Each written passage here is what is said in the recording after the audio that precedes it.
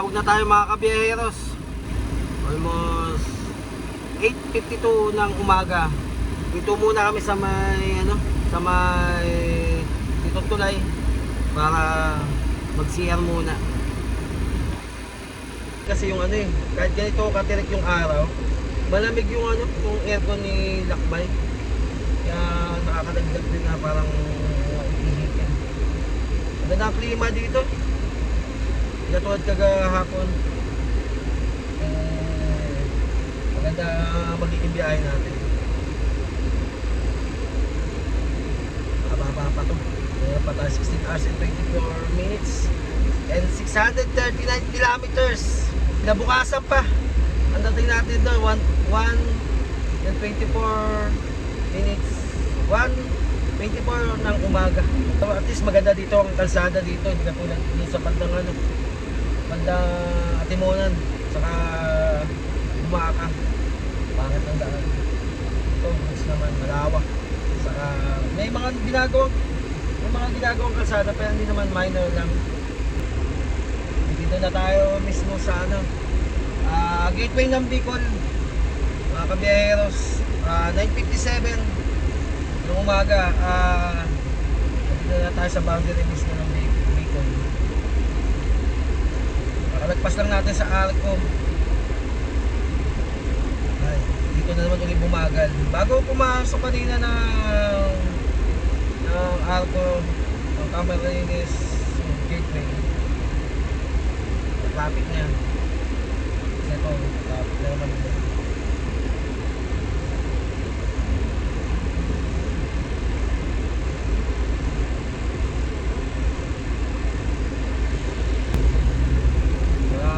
Nakakasabayan pang malalakit pa. Dahil nga malapit na magundas at yung iba uuwi ng probinsya, kaya medyo season na ng mga biyahe ngayon. Marami tayong mga kasabayan sa biyahe. Hopefully pag sumampa tayo sa Roro, sana hindi tayo mahirapan kumuha ng ticket. At sana hindi tayo abutan talaga na ma-delay ang pagtawid natin ng Kabisayaan. Marami na ako napapansin kanina pa mga riders, mga motorista, marami na silang dala. Ito kasi pinaka-best route kasi sa way talaga na papunta ng Kabisayaan. Ito talaga dadaan. Status naman ni Lakbay ngayon, mula nung umalis tayo kayo ng umaga, hindi naman nagbago yung lamig ng aircon niya. Ganun pa rin, stable pa rin yung lamig. Then yung condition naman niya, chinek ko naman siya. Paggabi okay naman yung niya, yung brake fluid niya, yung ulat niya same pa rin, hindi naman nagbabawas, hindi naman sobra. Kaya gusto na gusto pa rin ang kondisyon ni Lakbay. Ganun din siya nung nag-North Loop din kami. Nung nag-North Loop kami, hindi naman kasi hindi naman napalitan yung gulong ni Lakbay dun ang gamit na namin is yung binigay mismo ng builders namin kay Ma'am Joanne. Ngayon, after North Loop, saka lang namin siya pinalitan. Ngayon, ito yung gamit namin. Ganda rin yung nabilang kong shock sa Valenzuela, sa Gentile, gulungan at iba pa sa Gentile. Lalagay ko na lang yung dyan, yung shock na lang nila, yung EpiFix nila. Sa mga taga Valenzuela nag-a-apply ng murang gulong na kalidad naman. Pwede nyo sila puntahan or message sila sa EpiFix nila. Makapal ang gamit namin yung gulong na ko sa kanya. Isa rin na na-challenge ako na kung gaano katibay rin itong gulong na ginagamit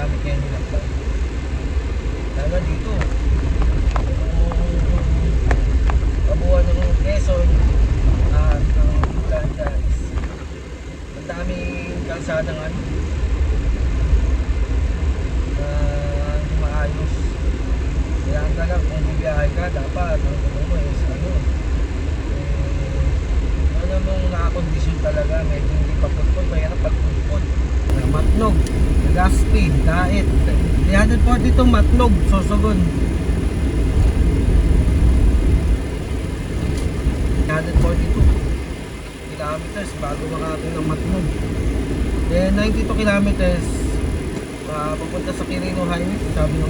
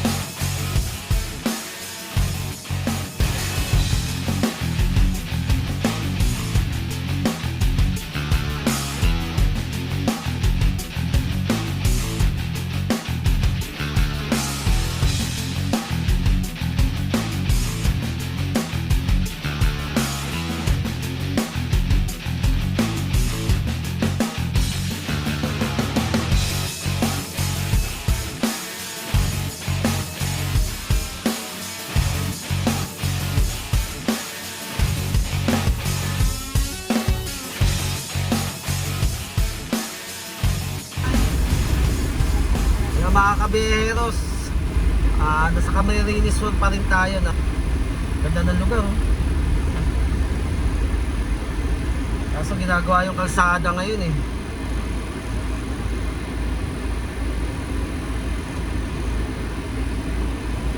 Time check is 12:05. Ginagawa yung mga kalsada ngayon dito, oh. Mga kabiyeros. Tapos meron silang parang may stoplight sila dito ginagawa, parang DIY. Grabe. Kaya pala. Kaya ginagawa pala yung kalsada dito, grabe sila. Warak na warak talaga.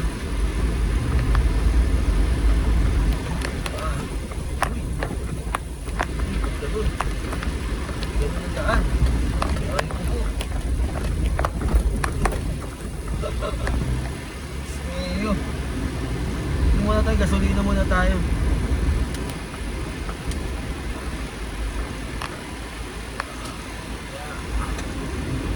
Kopya. Kopya tayo. Kopya. Papagas tayo ngayon. Unang araw natin na pagas. First gas natin ngayong araw. Kagahapon is naka 1,850 tayo ngayon. Kaya magpapagasolina tayo ng 500 pesos lang mga kabeheros. Sa kalahati pa yung ni Lakbay eh.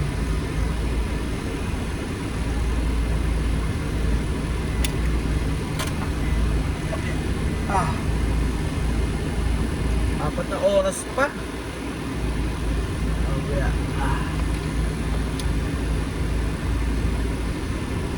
Pangalawang gasolina ngayon ni Lakbay.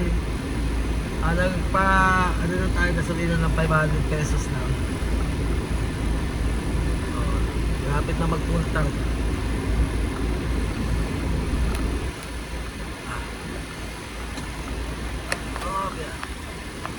Ito na kasi may ginagawang kalsada mga kabiyaheros eh.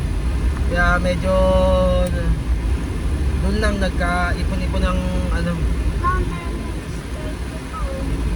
mga sasakyan. Dito maraming ano, ang alam ko dito maraming ano dito tourist attraction soon magawa natin yung ganito ganyan na pag nag-Pilipinlog tayo at magkaroon tayo ng pagkakataon, magkaroon tayo ng budget, magawa natin yan, mapasyalan yung mga magagandang spot dito sa Camarines Sur. Kaya naghahanap na lang kami ng makakainan ngayon tanghalian. Although na kumain naman na kami kanina, para tuloy-tuloy na rin at makapagpahinga uli si Lakbay.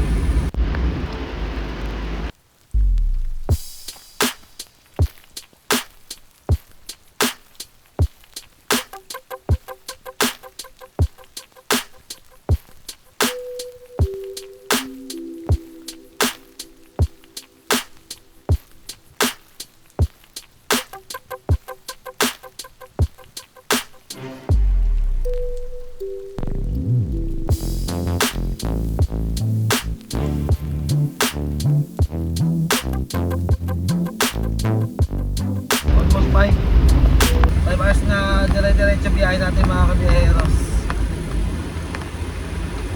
Kahit ako nakakalay ka ng mga paa ko. Para makapagpahinga rin kami.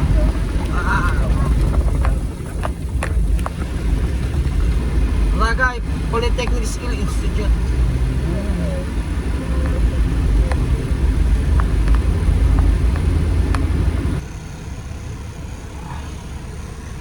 1:38 ng hapon mga kabiyaheros, dito na kami sa may Lupi.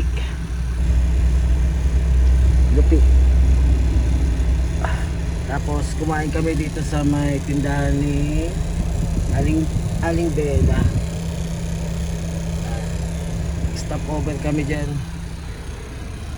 Ngayon biyahe na ulit tayo mga kabiyaheros. Meron pa tayong 14 hours 10:21 minutes bago tayo makarating sa Leyte. Meron pa tayo 536 kilometers. Ang nalagay dito for estimated kung dediretso natin 4:09 ng umaga, pero hindi kakayanin ito. Energy check. Hinahata ako. Ay Diyos mio, kakaramdam ako ng pagod. Although nakapagpahinga naman tayo ng maayos, kasi tuloy-tuloy na biyahe. Pero okay naman ito, maganda yung panahon. Hindi katulad na bumibiyahe tayo kagapon yung sa day 1 hanggang magtapos. Ito mainit-init ang panahon. Hopefully dapat ganyan sana hanggang makarating sana tayo ng susunod. Kung kakayanin ko magsusugan hanggang kung ibibiyahe ko ng gabi na hindi umuulan, okay lang. Mas di ako mangangapa. Masirap kasi ako pag bumiyahe mga kabiyaheros pag ano umuulan. Hopefully na hindi tayo masyado kumain ng mahabang araw o oras bago natin marating ang Visayas. Kaya pa! Hanggang nakatindig ang watawat ni Lakbay kaya pa natin bumiyahe. Nagawa nga natin mag North Loop Nagawa natin ng 4 days, ito pa kaya. Ito rin siguro yung ruta ni Lakbay nun dinala sa Cavite. Ito rin yung ruta na dadaanan natin At least pangalawang balik na ni Lakbay dito kung if dito siya dumaan. Kasama ko pa rin yung mga dalawa chipping. Sila na mga kasama ko. Take ko na lang kayo mga kaberos kung nasaan na uli kami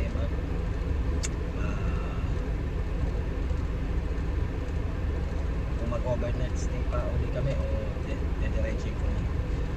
Hanggang saan kaya pa kayanin ang lakas ko pa. Kita ulit tayo dun sa susunod na stopover.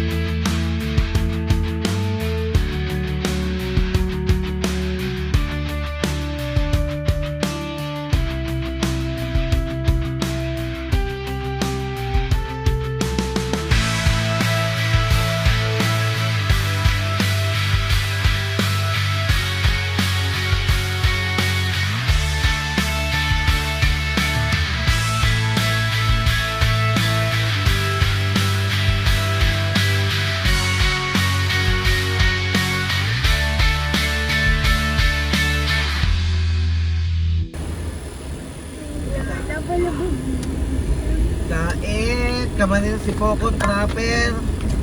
Ayan na. Paligaspi na tayo mga kabiyeros. Ay, boy.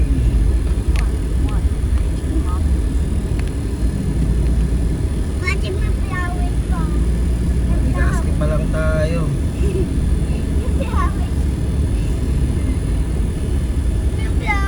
As of 2:18 PM is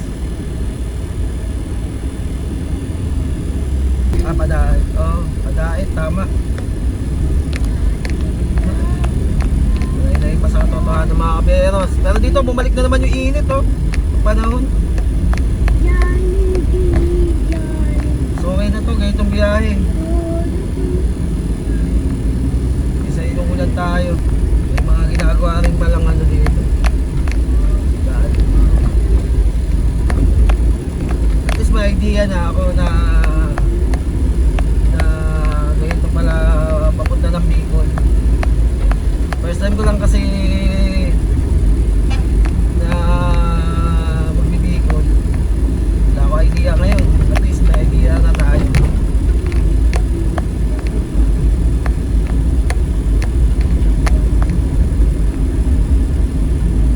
May part kasi na ano eh, may nadadaanan kami kasi part na sira-sira, tapos may part na okay naman. Nagpapabagal sa atin yung ano eh, pag may mga ginagawang katigaan.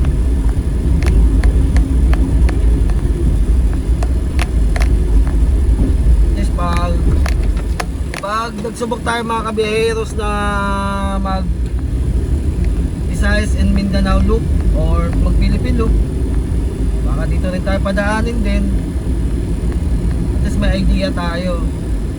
Pero kung gagawin man namin yun, mas gusto namin naka-register na sa ano, sa Philippine loop. Yung talagang ano, nagamit ang minivan. Pero ilang days kaya yun. Siyempre kasama pa yung mga ano doon, yung mga side tripping. Ligma na tawag sa lugar dito. Medyo okay na yung kalsada. At least may ano tayo, balik uli sa kwentuhan natin mga kabayan. At least may idea na tayo na kung sakali dito tayo dadaan, gagawin natin yung Visayas Mindanao loop. Yes, may idea na tayo kung ano kakaharapin.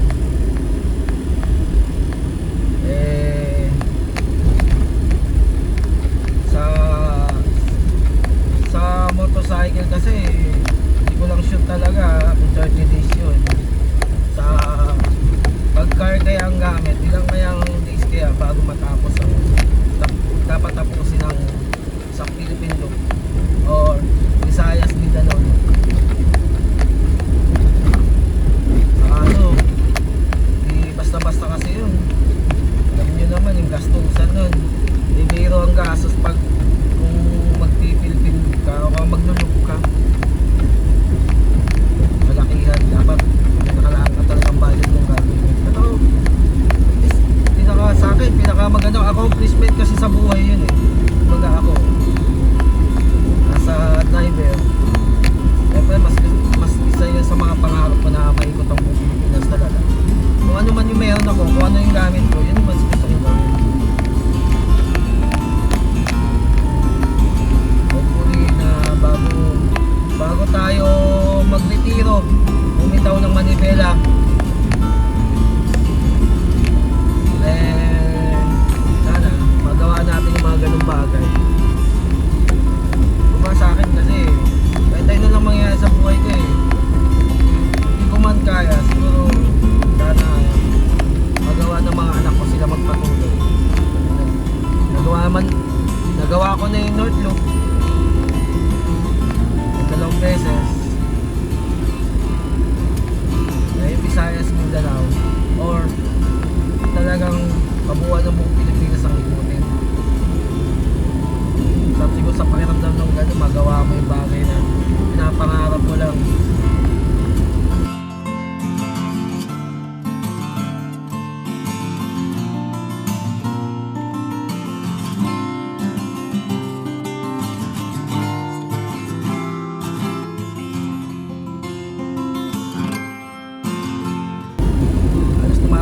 tayo ng 63 to 70 kilometer per hour.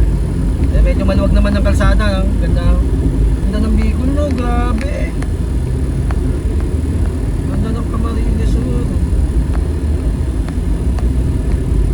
Sa kalsada pa lang nila, ganda, no? Sa kabilang gilid, no? Kabukiran, puro nyug. Sarap sa mata, yung magagandang tanawin. Ayun na, isa sa mga nagpaparelax ng ano yun, nakakatanggal ng pagod. Na makita mo habang bumibiyahe kayong nature. Lalo sa probinsya mo na talaga makikita yung mga ganong bagay. 2:26 na ng hapon. Kahit bakbakin natin ng bakbakin to, eh ilang kilometro pa yun. Sabi nga kanina, mga 3 to 4 hours mula sa Gumaka. Eh hindi ko na rin na ano, eh nag-stop over din kami. Tapos may mga ilan na dadadaan na kami ginagawang kalsada, yun. Eh di ko na may estimate kung ilang oras talaga. Kasi pag Google Map naman, hindi naman yan ano eh. Kumbaga ano lang niya yan, di ba? Estimated lang naman. Ibig sabihin, yung kalkula niya, depende. Sa Pamplona na tayo mga kabiyeros. Pamplona. Naantok ako. Naantok ako. Kaya chumichicha muna tayo. Grabe, tinatamaan ako ng antok sa sinag ng araw. Mababa na yung energy level ko. Pag ganyan nakakaramdam ako ng antok, mas gusto ko kumain eh. May nangunguya. Kaya hindi naman magpapakabusog. Sa kabilang gilid, kita na yung ano eh, Vulcan Mayon, no? Magayon. Hindi ko lang nakikita eh. Ay, nasisilip na anak ko, nakatago daw. Pag diniretso, may nakita ko karatula, pag diniretso pasakaw yung kabila, kaliwa. Sabihin, ayun, pasakaw sa kanan. Tapos Naga City diretso. Pamplona proper is kaliwa. Itong crossing na to. Kala ko nasa Naga na tayo. Kasi parang tanaw na raw ng anak ko yung ano eh, si Magayo sa kaliwa namin. Kaya matingnan din. Bumabakbak tayo. Focus tayo sa daan.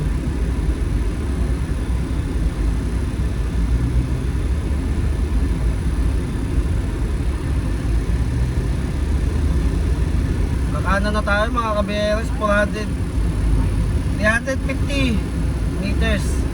Ayan o, nasa gitna na natin si Magayon.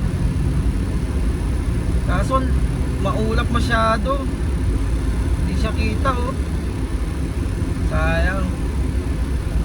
Hirap talaga magpakita ni ano ng Vulcan Mayon.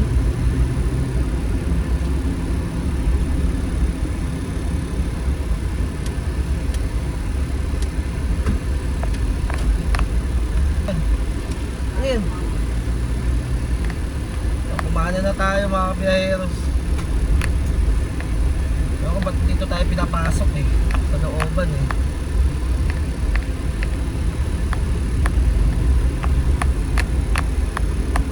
Kilometers. Grabe dilim.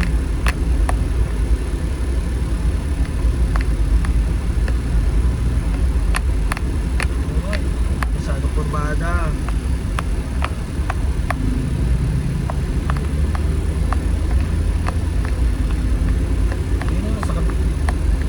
Pababa yung energy level ko mga kabiyeros. Aray ko po. Alas 3 pa lang ng hapon. Dapat talaga pag magbibikon ka, dapat nakaprepare talaga buong katawan mo. Sabi nga nila, pag bibiyahe ka ng Bicol, dapat nakakondisyon daw. Hindi ko naiintindihan kasi noon bakit kailangan nakakondisyon. Sabihin, ganun pala kalayo. Saka ang dami talagang dadaanan na lugar, dadaanan na bayan, ang dami yung dadaanan na probinsya bago ka makarating ng Bicol. Kaya pala ganun sila mag ano na sabi ko na maglalakbay kami. Biyahe kami nilakbay na papuntang Visayas. Sabi nga nila, sigurado ka? Kasi nga layo nga. Saka tas wala raw akong kapalit. Sabi ko, nung nagawa ko nga mag North Loop na wala rin na kapalitan na driver ito pa kaya. Sabi ko, once in a lifetime lang naman to, baka hindi na maulit, di ba? Yung mga ganong opportunities ba? Minsan kasi mga opportunities pag nandiyan na, huwag mo na pakawala kung may pagkakataon. Kasi hindi lahat yan sabihin natin na re-recycle opportunities. Ang tanong, kung maulit pa ba to, kung kaya ko pa ba o hindi, di ba? Sabi nga, bata pa daw ako. Kaso, iba kasi yung masasabi mo na bata. Kasi ako, sa katawan ko kasi, malakas lang isip ko, malakas ang loob ko. Pero, yun lang. Minsan pagkatawan na kasi ang bumase. Diba? Pagkatawan na yung mismong magsasabi sa'yo na wala na, hindi na kaya talaga, wala na talaga. Kaya pinush ko rin to. Saka may reason din ako kasi bakit kailangan ko umuwi ng Visayas. Tulad nga sinasabi ko sa inyo mga kaberos, may hinahanap kasi ako importanteng tao. Bang may pagkakataon, makita ko pa. Sana kung makita ko, kung hindi ko makita, give up na tayo. Hanggang doon talaga, kung ngayon ang kapalaran ng paghahanap natin hindi ko naman na sinasabi na quitter ako. Siyempre diba, pag ano na nangyari talaga na wala na talaga pag-asa, is wala na. Pero as long na kaya mo naman gawin, diba? Ang mahirap kasi hindi ka magsusubok tapos give up mo lang. Paano mo masasabi na hindi matutupad yun kung ikaw mismo sa sarili mo ayaw mong gawin.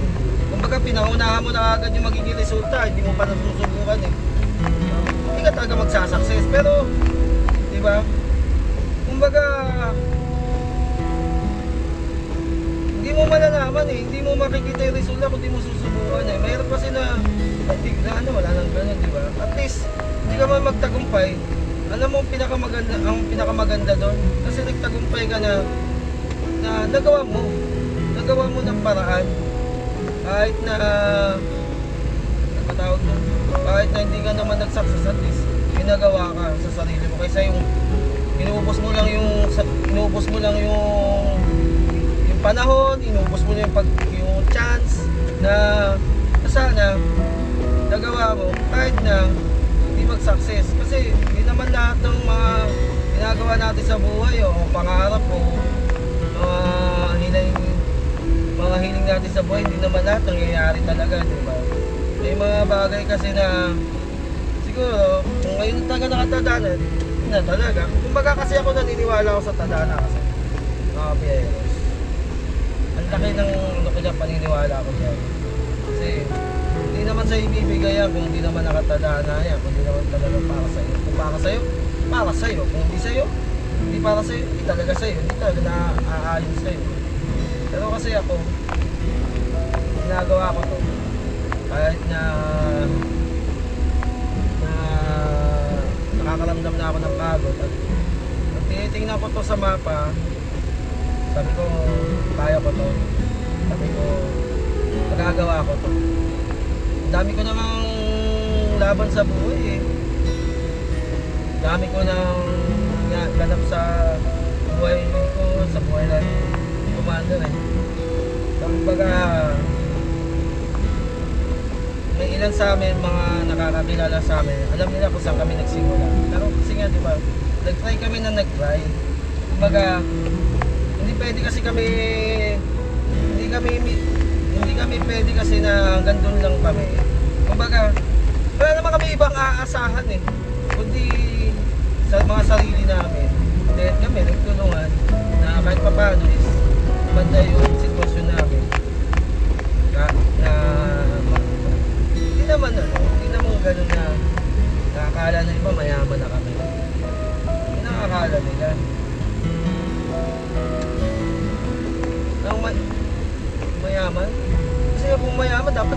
nagtatrabaho. Diba? Dapat kung mayabang ka, hindi ka na nag-ano. Diba? Hindi negosyo kami. Kumbaga yung negosyo kasi, ano yan eh, parang survival namin yan eh. Parang ano namin sa ano yun na alam mo naman ang sahod dito sa Pilipinas, buwan-buwan, diba? Mas maganda pa rin kasi kahit paano, mayroon ka pang extra income. Akala kasi pag nagnegosyo kasi, mayaman agad eh. Gusto mo yun. Magagastos ka rin yan, naging capital ka. Ganun ang mindset ng iba eh. Ganun pa rin kami, survival lang kami. Kumbaga ito lang yung mga nakikita ng iba kasi parang kung tingin nila, mayaman na yun. Kumbaga sa amin parang reward lang. Kumbaga reward namin sa mga pinaghirapan namin, sa mga pinagdaanan namin. Reward yun. Hindi mo parang kasi nga kumbaga hiniling namin yun eh. Hiningi talaga namin yun talagang. Kahit anong gagawin namin, makuha lang namin yung mga bagay na yun.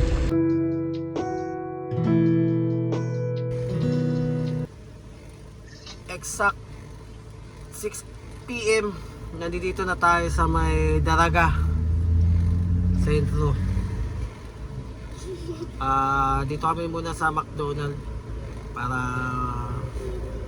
mag-dinner at makapagpahinga si Lakbay kasi almost mula kanina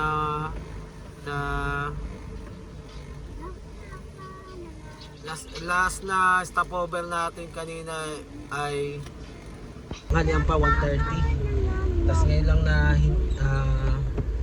ngayon na lang ulit kami nag-stop over. Ngayon maghanap na lang kami ng matutuluyan kasi mahaba pa, halos almost 11 hours pa para makatawid ng ng Leyte. Kumbaga estimated dun ni Google Maps is nasa Leyte na tayo ng 11 hours. Almost 12 hours na rin. Di na kaya ng powers ko. Kaya dito na naman matatapos yung day 2 natin. Tapos siguro day 3 na siguro diretso na talaga. Wala na tayong ito ko na natatapusin mga kaberos. Hanap kami uli ng matutuloy ngayong gabi para kapagpahinga.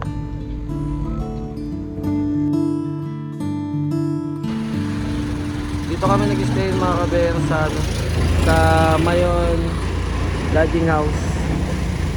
Ngayon day 3 dediretso na tayo. Nasa may Barangay Busay, Daraga, Albay na kami. Dito kami nag-stop over din.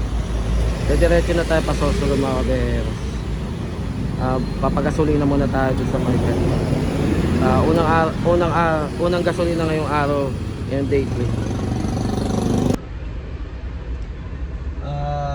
Dediretso na tayo ngayon day 3. Nag-stop over kami sa Mayon Lodge Hotel, Mayon Lodging House, tabi ng Petron, din tabi rin ng McDo. Ngayon yung si Magayan ngayon is naka-cover na, puro ulap na. Swerte tayo kaninang umaga na saksihan natin at naabutan natin na winelcome tayo ng Bulkamayan ni Magayon at nakakuha tayo ng souvenir. Medyo madilim ang panahon pagawi dun sa tatahakin natin. Sorsogon na tayo mga kabiyaheros. Estimated time na binigay sa atin ni Google Map is 10 hours and 38 minutes and 403 kilometers ang tatahakin pa natin para makatawid ng Leyte. Nagpagasolina tayo kay Lakbay ngayon day 3. Nagpagasolina tayo ng 500 pesos lang dahil may laman pa naman si Lakbay. ng kalahati para makasure na tayo at dire-diretso na tayo at di na tayo kung mag-stop over man siguro kung magsi-CR lang or makapagpahinga-pahinga silakbay.